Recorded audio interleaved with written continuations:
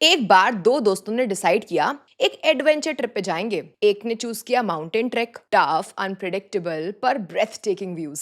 दूसरे ने चूज किया बीच रिजॉर्ट, काम, स्टेडी पर परफेक्ट रिलैक्सेशन। अब दोनों की जर्नी अलग थी, पर एंड में दोनों को एक रिवॉर्डिंग एक्सपीरियंस मिला। बस डिफरेंस ये था, एक ने हाई रिस्क हाई रिवॉर्ड का रूट लिया और दूसरे ने स्टेडी कंसिस्टेंट अप्रोच अपनाई। ऐसे ही जब कोई इन्वेस्टर एक ही कैटेगरी के दो अलग अलग फंड्स लेंगे तो उसमें भी ऐसे फैक्टर्स होते हैं जो उनकी स्ट्रैटेजी को डिफाइन करते हैं, जिसे हम समझेंगे टू फंड्स के एग्जाम्पल के साथ। Invesco India mid cap fund direct growth और Motilal Oswal mid cap fund direct growth. Mid cap companies में इन्वेस्ट करने का सबसे अच्छा तरीका हो सकता है मिड कैप म्यूचुअल फंड्स। इस कैटेगरी में Invesco India mid cap fund direct growth और Motilal Oswal mid cap fund direct growth दोनों ही अच्छे मिड कैप फंड्स माने जाते हैं। बट आई एम श्योर आप कंफ्यूज्ड होंगे कि दोनों में से कौन सा मिड कैप फंड ज्यादा अच्छा हो सकता है। Invesco India mid cap fund direct growth और Motilal Oswal mid cap fund direct growth 2024 के मिड कैप फंड कैटेगरी के टॉप परफॉर्मर्स थे। तो क्यों ना इन दोनों मिड कैप फंड्स के बीच एक फेस ऑफ हो जाए, ये देखने के लिए कि इन दोनों मिड कैप फंड्स में से आपके लिए कौन सा फंड सूटेबल हो सकता है। मिड कैप फंड्स ना काफी सिमिलर लगते हैं, लेकिन उनकी इन्वेस्टमेंट स्ट्रैटेजी अलग हो सकती है। सिर्फ इन फंड के पास्ट रिटर्न्स देख करके इन्वेस्टमेंट डिसीजन लेना सही अप्रोच नहीं है। इस वीडियो में हम बात करेंगे एक डिटेल्ड कंपैरिजन की इन दोनों पॉपुलर मिड कैप फंड्स के बीच और समझेंगे कि मिड कैप फंड्स क्या होते हैं, इन दोनों फंड्स की इन्वेस्टमेंट स्ट्रैटेजी क्या है, इन फंड्स को कौन मैनेज करते हैं, दोनों फंड्स का return comparison, portfolio and investment style, critical ratios like portfolio turnover ratio, beta, alpha, Sortino ratio, Sharpe ratio, standard deviation etcetera, top holdings in stocks and cash, USPs in terms of approach. तो चलिए शुरू करते हैं, लेकिन उससे पहले ये video को लाइक और सब्सक्राइब करना मत भूलिएगा, just so that you don't miss out on any future updates.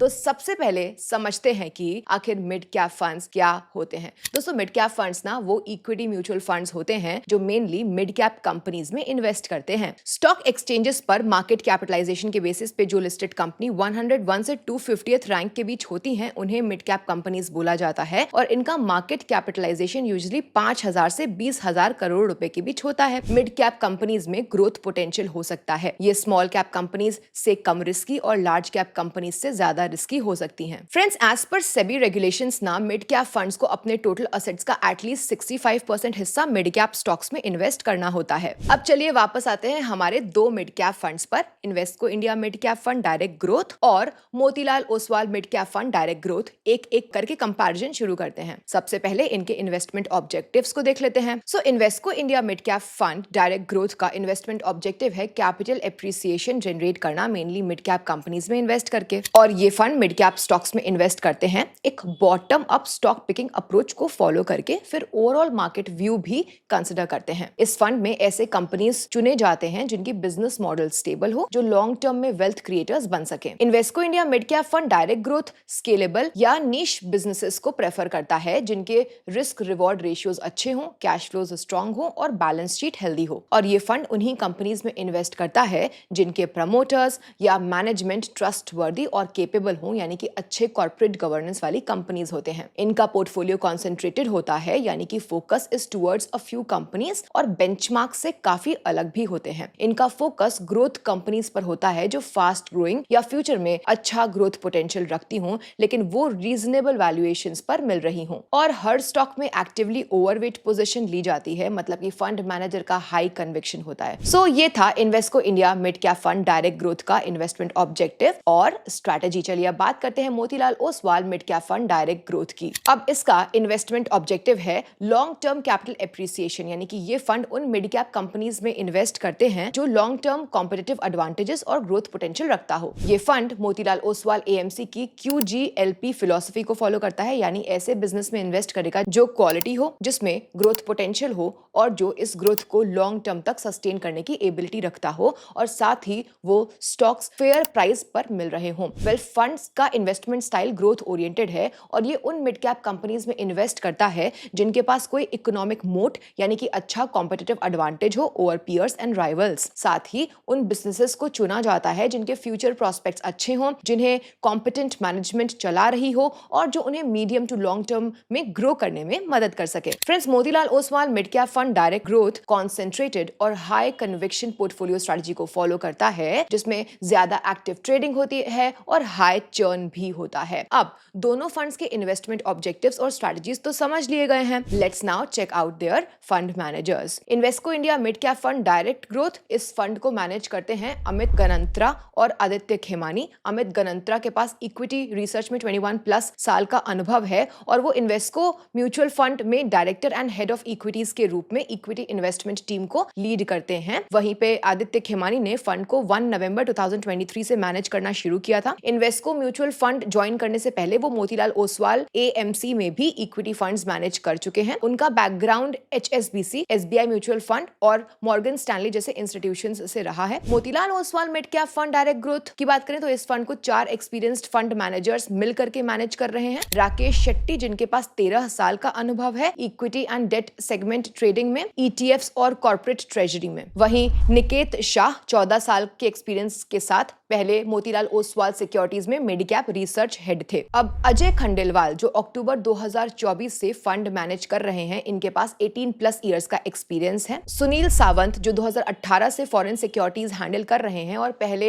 शेर खान, आदित्य बिरला और एंजल ब्रोकिंग में भी काम कर चुके हैं। वेल फ्रेंड्स, अब इन दोनों फंड्स के पास्ट परफॉर्मेंस को चलिए कंपेयर करते हैं। तो Invesco India mid cap fund direct growth ने अपने बेंचमार्क और कैटेगरी को 1, 3, 7 और 10 इयर्स में बीट किया है और Motilal Oswal mid cap fund direct growth ने 1, 3, 5, 7 और 10 इयर्स में अपने बेंचमार्क और कैटेगरी को बीट किया है। अपने कैटेगरी में Motilal Oswal mid cap fund direct growth 3, 5, 7 और 10 इयर्स पे नंबर 1 रैंक भी रहा है और 1 ईयर में नंबर 3 रैंक पर। Invesco India mid cap fund direct growth भी लास्ट 1 ईयर में टॉप परफॉर्मर रहा है अपने कैटेगरी में और बाकी 3, 5, 7 और 10 इयर्स के अक्रॉस इनका परफॉर्मेंस वेरी कर रहा है। पोर्टफोलियो एंड इन्वेस्टमेंट स्टाइल की बात करें तो Invesco India mid cap fund direct growth की बात करें तो अकॉर्डिंग टू ताहिर बादशाह जो इन्वेस्को म्यूचुअल फंड के चीफ इन्वेस्टमेंट ऑफिसर हैं, इनके सभी म्यूचुअल फंड्स को कुछ सेक्टर्स जैसे कि डिफेंस, सिलेक्ट पीएसयूज, मैन्युफैक्चरिंग और फार्मा में इन्वेस्ट करने से बेनिफिट्स मिले हैं। फंड के फैक्ट शीट के हिसाब से हर 3 महीने में इनके टॉप 3 सेक्टर्स चेंज हुए हैं, लेकिन health care services, retailing,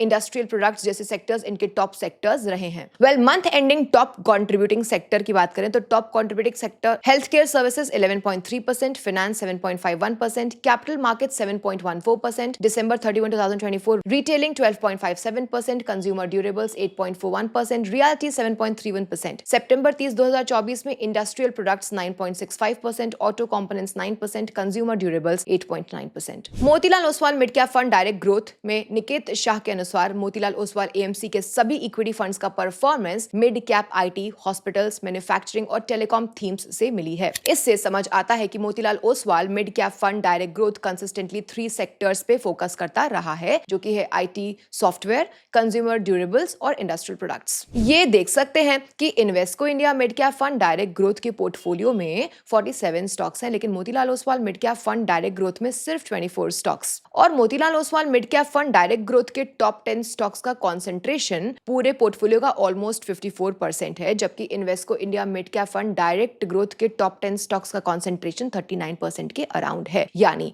Motilal Oswal mid cap fund direct growth का पोर्टफोलियो हाईली कॉन्सेंट्रेटेड है। अब अगर पोर्टफोलियो टर्नओवर रेशियोज को देखें तो Invesco India mid cap fund direct growth का पोर्टफोलियो टर्नओवर रेशियो अराउंड 48% का है, जबकि Motilal Oswal mid cap fund direct growth का पोर्टफोलियो टर्नओवर रेशियो 184% का है। इसका मतलब है कि Invesco India mid cap fund direct growth अपने स्टॉक्स को कम फ्रीक्वेंसी से बाय और सेल करता है, जो एक स्टेबल अप्रोच को दिखाता है, और Motilal Oswal mid cap fund direct growth एक active buy and sell strategy अपनाता है। वेल, अब हम आ चुके हैं क्रिटिकल रेशियोज पे। अब सबसे पहले स्टैंडर्ड डेविएशन को देख लेते हैं। तो फ्रेंड्स, रिटर्न्स के साथ साथ अगर आप रिस्क का सही असेसमेंट करें तो आप एक समझदारी भरा इन्वेस्टमेंट डिसीजन ले सकते हैं। ऐसे ही रिस्क और वोलेटिलिटी को समझने का एक स्टैटिस्टिकल टूल होता है स्टैंडर्ड डेविएशन। ठीक है, तो स्टैंडर्ड डेविएशन ना बताता है कि म्यूचुअल फंड के रिटर्न्स अपने एवरेज हिस्टोरिकल रिटर्न से कितना ऊपर या नीचे डेविएट करते हैं। अगर स्टैंडर्ड डेविएशन ज्यादा है तो इसका मतलब है कि इक्विटी फंड में वोलेटिलिटी भी ज्यादा हो सकती है। तो Motilal Oswal mid cap fund direct growth का स्टैंडर्ड डेविएशन जो 18.77% है, Invesco India mid cap fund direct growth के 17.02% से ज्यादा है। इट मींस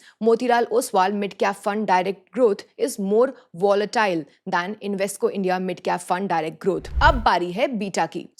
बीटा एक म्यूचुअल फंड की वोलेटिलिटी को बेंचमार्क इंडेक्स के कंपैरिजन में मेजर करता है। अगर बीटा 1 से ज्यादा है तो फंड बेंचमार्क से ज्यादा वॉलेटाइल होता है एंड वाइस वर्सा। तो Motilal Oswal mid cap fund direct growth का 0.9 और Invesco India mid cap fund direct growth का 0.94 दोनों का बीटा 1 से कम है, यानी कि दोनों फंड्स ही अपने बेंचमार्क इंडेक्स से कम रिस्की हैं। एंड फिर let's check the Sharpe ratio.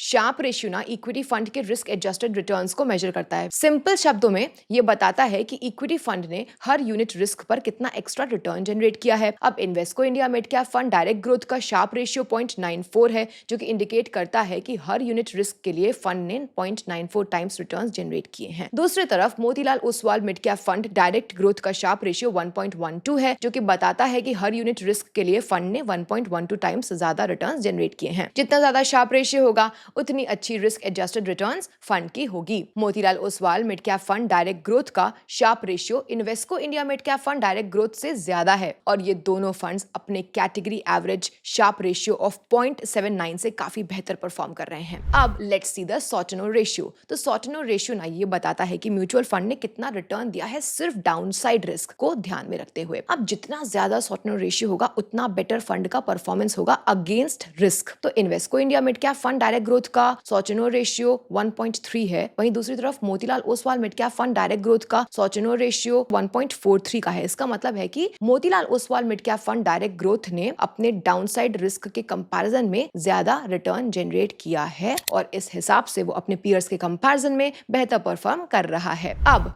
दोनों फंड्स के अपसाइड और downside capture ratio. Upside capture ratio ये दिखाता है कि जब मार्केट बुल फेज में है तब फंड अपने बेंचमार्क के मुकाबले कितना ज्यादा रिटर्न दिया है, मतलब कि मार्केट ऊपर जाए तो फंड कितना अच्छा परफॉर्म करता है। वहीं डाउनसाइड कैप्चर रेशियो बताता है कि जब मार्केट गिर रहा है, बेयर फेज में है, तब फंड बेंचमार्क के मुकाबले कितना कम गिरता है, यानी कि मार्केट के गिरने पर फंड ने कितना बेहतर संभाला। इन दोनों रेशियो से इन्वेस्टर्स को यह आइडिया मिलता है कि फंड मार्केट के ऊपर नीचे के फेज में किस तरह से बिहेव करता है। तो Invesco India mid cap fund direct growth का 10 इयर्स का अपसाइड कैप्चर रेशियो है 93, मतलब एक अपसाइड मार्केट में अगर बेंचमार्क इंडेक्स 10% ऊपर गया तो ये फंड 9.3% से ही ऊपर आएगा। और दूसरी तरफ Motilal Oswal mid cap fund direct growth का अपसाइड कैप्चर रेशियो 97 है, यानी जब अपसाइड मार्केट में बेंचमार्क इंडेक्स 10% से ऊपर जाता है तो ये फंड सिर्फ 9.7% से ऊपर जाता है। लेकिन इस केस में ये Invesco India mid cap fund direct growth से आगे है। और Invesco India mid cap fund direct growth का 10 इयर्स का डाउनसाइड कैप्चर रेशियो 89 है, यानी कि जब एक डाउन मार्केट में अगर बेंचमार्क इंडेक्स 10% से नीचे गया तो ये फंड सिर्फ 8.9% नीचे जाएगा। और on the other hand Motilal Oswal mid cap fund direct growth का डाउनसाइड कैप्चर रेशियो 84 का है, मतलब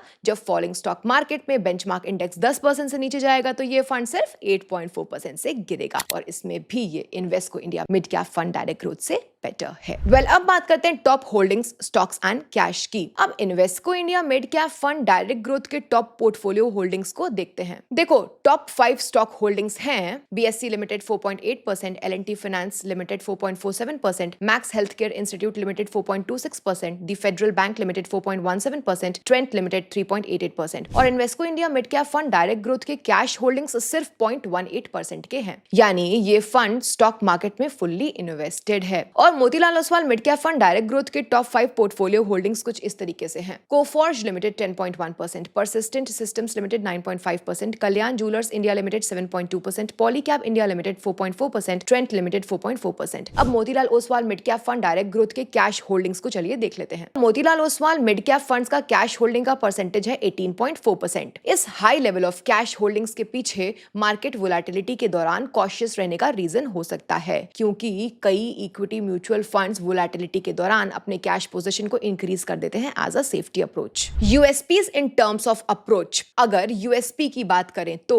Invesco India mid cap fund direct growth का consumer durables, IT, health care, pharmaceuticals etcetera sectors में सबसे हाई एलोकेशन है और इन सेक्टर्स ने रिसेंटली अच्छा परफॉर्म किया है जिससे कि इनको काफी बेनिफिट मिला है। प्लस ये फंड रिलेटिवली वेल डाइवर्सिफाइड है with 47 stocks in their portfolio, जिससे इनका स्टैंडर्ड डेविएशन भी कम है। ग्रोथ एट रीजनेबल प्राइस यानी कि गार्प स्ट्रेटजी फॉलो करके ये सही स्टॉक्स पिक कर पा रहे हैं। Motilal Oswal mid cap fund direct growth काफी कम नंबर ऑफ स्टॉक्स रखता है जो कि करेंटली 24 है, यानी कि कॉन्सेंट्रेटेड पोर्टफोलियो है। इसका मतलब कि अगर फंड के टॉप 10 स्टॉक होल्डिंग्स में से कुछ स्टॉक्स अच्छा परफॉर्म करते हैं तो फंड के रिटर्न्स बढ़ सकते हैं। लेकिन ये एक बड़ा रिस्क भी है क्योंकि स्टॉक मार्केट फॉल के दौरान जब ये स्टॉक्स नीचे जाते हैं ना तब पोर्टफोलियो हेवीली इंपैक्ट हो सकता है। ये फंड सिर्फ उन्हीं high quality mid cap companies में इन्वेस्ट करता है जिनके पास स्ट्रॉन्ग अर्निंग्स ग्रोथ का पोटेंशियल हो। फंड लॉन्ग टर्म के स्ट्रॉन्ग थीम्स जैसे कि टेक्नोलॉजी, फार्मा, कंज्यूमर डिस्क्रिशनरी और मैन्युफैक्चरिंग पर ज्यादा फोकस करता है। इन सेक्टर्स में टेलविंड्स होते हैं और इनका सिलेक्शन डीप रिसर्च के बेसिस पर होता है। ये फंड सिर्फ ऐसे बिजनेसेस में इन्वेस्ट करता है जो इंडेक्स के मुकाबले ज्यादा तेजी से अर्निंग्स ग्रो करते हैं। इस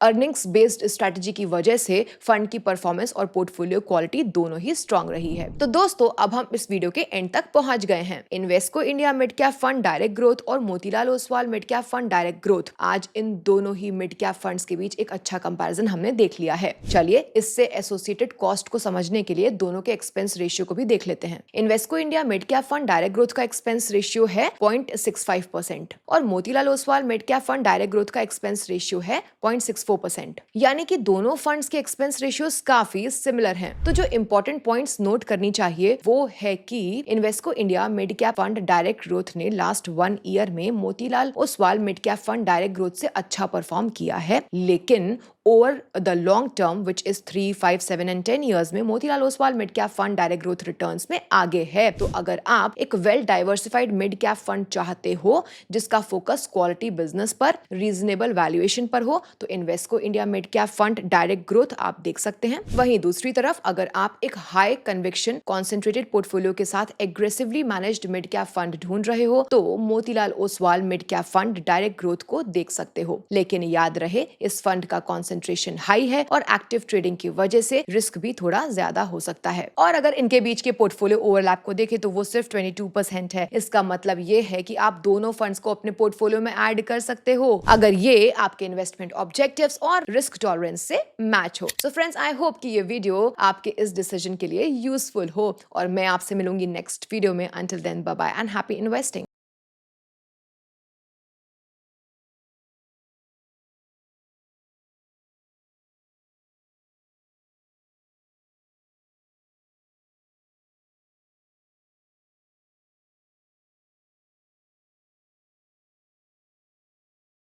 Mutual fund investments are subject to market risks. Read all scheme-related documents carefully.